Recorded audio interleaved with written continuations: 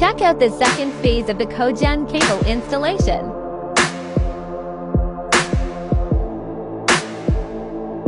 First, this massive spool had to be taken off the truck.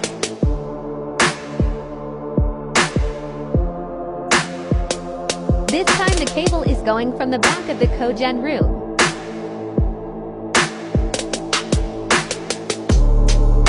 But rest assured, it is just as heavy as last time.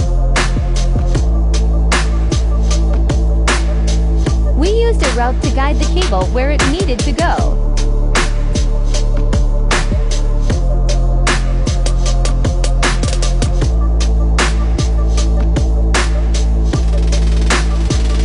Then we secured the cable to the wall.